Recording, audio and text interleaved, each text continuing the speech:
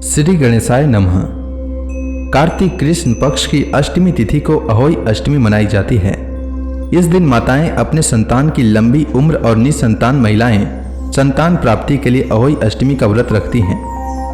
अहोई अष्टमी के दिन अहोई अष्टमी व्रत कथा अवश्य सुनना चाहिए, इससे अहोई माता सदैव प्रसन्न रहती हैं। तो आइए सुनते हैं अहोई अष्टमी की व्रत कथा। अहोई अष्टमी व्रत से दो कथाएं जुड़ी हुई है। अहोई अष्टमी की पहली कथा। किसी नगर में साहूकार रहता था। उसके 7 पुत्र थे।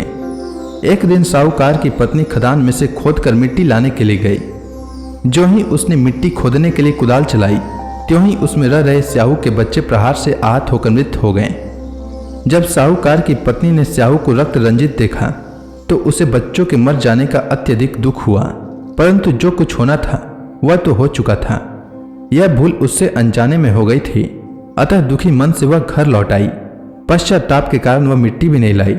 इसके बाद स्याहू जब घर में आई तो उसने अपने बच्चों को मृत अवस्था में पाया। वह दुख से कतार हो अत्यंत विलाप करने लगी। उसने ईश्वर से प्रार्थना की, जिसने मेरे बच्चों को मारा है उसे भी त्रिशोक दुख भुगतना पड़े।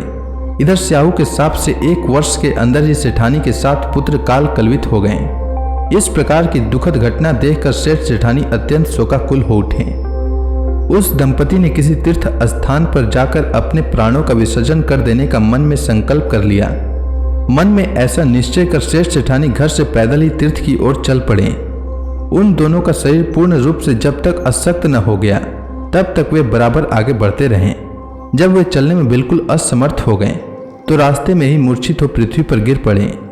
उन दोनों की इस दयनीय दशा को देखकर करुणानिधि भगवान उन पर दयार्द हो गए और आकाशवाणी की, हे सेठ, तेरी सेठानी ने मिट्टी खोदते समय अनजाने में ही स्याहू के बच्चों को मार डाला था, इसलिए तुझे भी अपने बच्चों का कष्ट सहना पड़ा। इसके बाद भगवान ने आज्ञा दी, अब तुम दोनों अपने घर जाकर गाय की सेवा करो और अहोई अष्टमी आने पर विधि विधान पूर्वक प्रेम से अहोई माता की पूजा करो। सभी जीवों पर दया भाव रखो, किसी का अहित न करो। यदि तुम मेरे कहे अनुसार आचरण करोगे तो तुम्हें संतान सुख प्राप्त हो जाएगा। इस आकाशवाणी को सुनकर सेठ सेठानी को कुछ धैर्य हुआ और वे दोनों भगवती का स्मरण करते हुए अपने घर को प्रस्थान किए।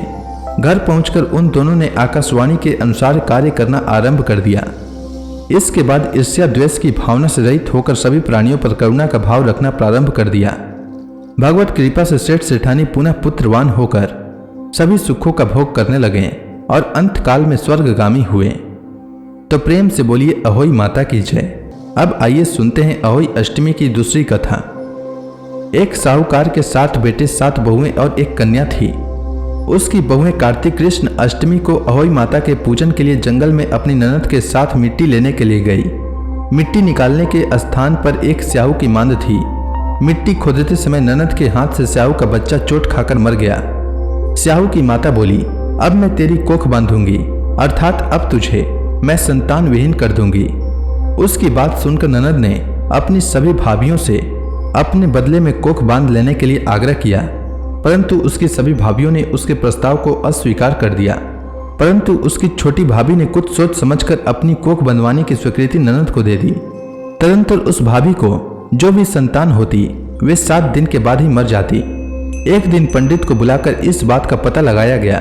पंडित ने कहा, तुम काली गाय की पूजा किया करो। काली गाय रिश्ते में स्याहू की भाईली लगती है। वह यदि तेरी कोख छोड़ दे तो बच्चे जीवित रह सकते हैं। पंडित की बात सुनकर छोटी बहू ने दूसरे दिन से ही काली गाय की सेवा करना प्रारंभ कर दिया। वह प्रतिदिन सुबह सवेरे उठकर गाय का गोबर आदि साफ कर देती। गाय ने अपने मन में सोचा कि यह कार्य कौन कर रहा है, इसका पता लगाऊंगी। दूसरे दिन गाय माता तड़के उठकर क्या देखती हैं कि उस स्थान पर बहू झाड़ू बुहारी करके साफ सफाई कर रही है। गौ माता ने उस बहू से पूछा कि तू किस लिए मेरी इतनी सेवा कर रही है और वह उससे क्या चाहती है। जो कुछ तेरी इच्छा हो वह मुझसे मांग ले। साहूकार की बहू ने कहा, स्याहू माता ने मेरी कोख बांध दी है, जिससे मेरे बच्चे जीवित नहीं रहते हैं। यदि आप मेरी कोख खुलवा दें तो मैं आपका बहुत उपकार मानूंगी। गाय माता ने उसकी बात मान ली और उसको साथ लेकर 7 समुद्र पार स्याहू माता के पास चली गई। रास्ते में कड़ी धूप से व्याकुल होकर दोनों एक पेड़ की छाया में बैठ गए। जिस पेड़ के नीचे वह दोनों बैठे थे उस पेड़ पर गरुड़ पक्षी का एक बच्चा रहता था। थोड़ी देर में ही एक सांप आकर उस बच्चे को मारने लगा। इस दृश्य को देखकर साहूकार की बहू ने उस सांप को मारकर एक डाल के नीचे छिपा दिया और उस गरुड़ के बच्चे को मरने से बचा लिया। इसके पश्चात उस पक्षी की मां ने वहां रक्त पड़ा देखकर साहूकार की बहू को चोट से मारने लगी।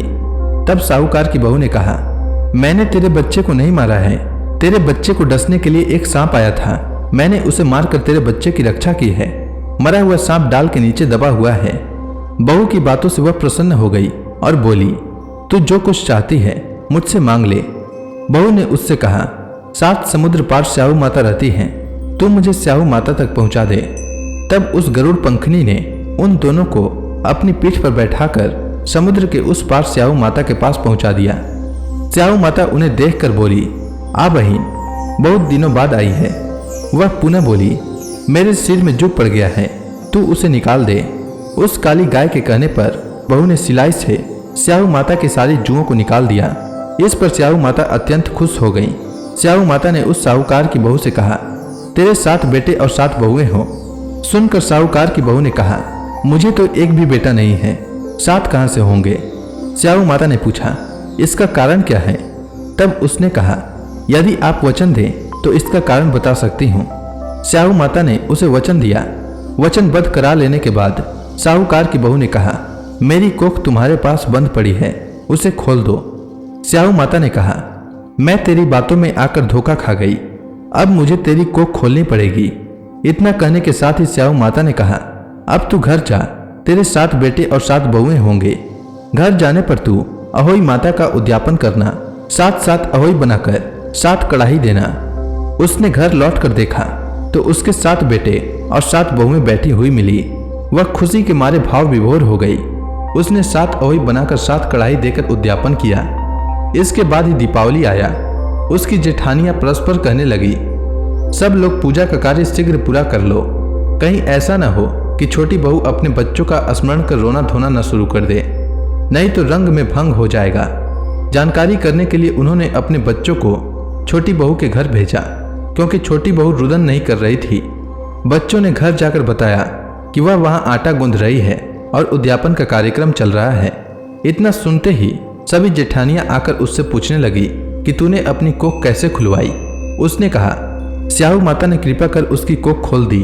सब लोग अहोई माता की जय जयकार करने लगे। जिस तरह अहोई माता ने उस साहूकार की अभिलाषा को पूर्ण किया, उसी प्रकार इस व्रत को करने वाले और इस कथा को सुनने वाले सभी नारियों की अभिलाषा पूर्ण करें। तो प्रेम से बोलिए अहोई माता की जय। अहोई माता की आरती।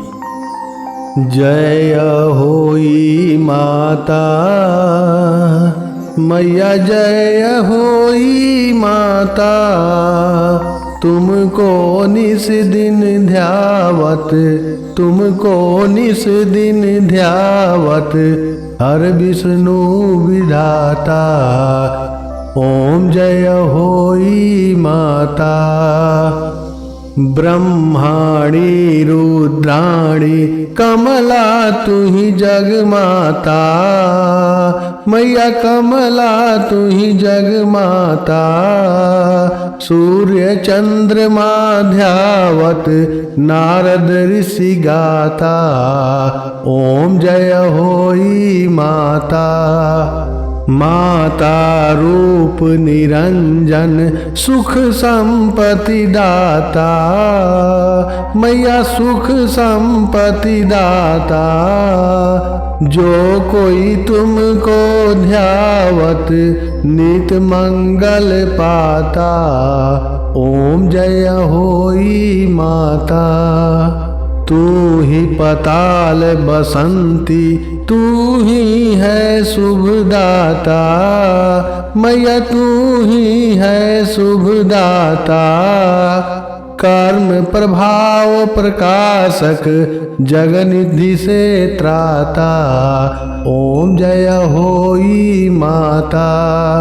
जिस घर थारो वासा वाही में गुण आता, मैया वाही में गुण आता। कर न सके सोई कर ले कर न सके सोई कर ले, मन नहीं घबराता। ओम जय होई माता, तुम बिन सुख न होए, न कोई पुत्र पाता। मैया न कोई पुत्र पाता, खान पान का वैभव तुम बिन नहीं आता। ओम जय होई माता, शुभ गुण सुंदर युक्ता, क्षीर निधि जाता।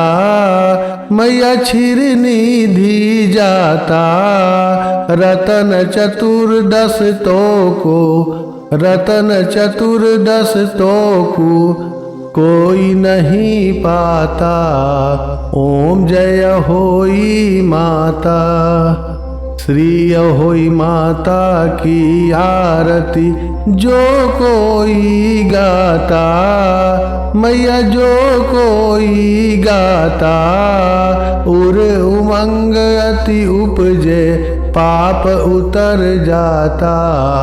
ओम जय होई माता, ओम जय होई माता, मैया जय होई माता। तो प्रेम से बोलिए होई माता की। गणेश जी की कहानी प्राचीन समय की बात है। एक गांव में एक गरीब और दृष्टिहीन बुढ़िया रहती थी। उसके साथ ही उसके बेटे और बहू रहते थे। बुढ़िया गणेश जी की बहुत बड़ी भक्त थी। वह प्रतिदिन गणेश जी की पूजा किया करती थी और गणेश जी को भोग लगाने के बाद स्वयं ही भोजन करती थी।